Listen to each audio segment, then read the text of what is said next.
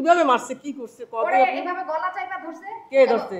এই যে বাইরে থেকে যে রবিউল আলমের ম্যানেজার এবং বাইরের যে দোকান ছেলেপেলেরা। ওরা টের পাইলো কিভাবে? সিসিটিভি। না ওরা আসছে ইচ্ছা করে না, তোমরা দেখোনি? না, ওরা আসছে যখন ওরা এখানে আসছে তখন সিসিটিভিতে নিচের থেকে দেখা গেছে, তানজিমের ফ্ল্যাট থেকে দেখা গেছে যে ওরা। আচ্ছা আচ্ছা আচ্ছা। তানজিমের বড় ভাইয়ের মিস্ত্রি এখানে কাজ করতেছিল, তারপর যখন দেখছে যে অনেক লোকজন, তখন তানজিমের বাবা নিচের থেকে তানজিমের মা তানজিমকে পাঠাইছে যে যাও তোমার বড় ভাইয়ের ডাইকে নিয়ে আসো।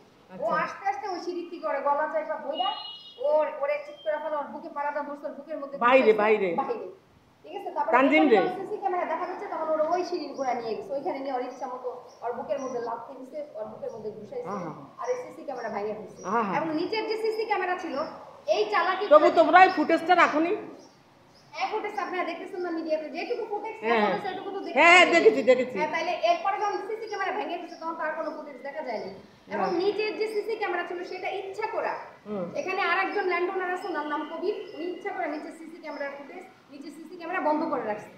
ওই ঘটনা তাহলে উনি কোন প্রপার্টির ইয়ে? উনি এই এখানে তিনজন ল্যান্ড ওনার মিলে এই ফ্ল্যাটটা ডেভেলপারে দিছে, ঠিক আছে।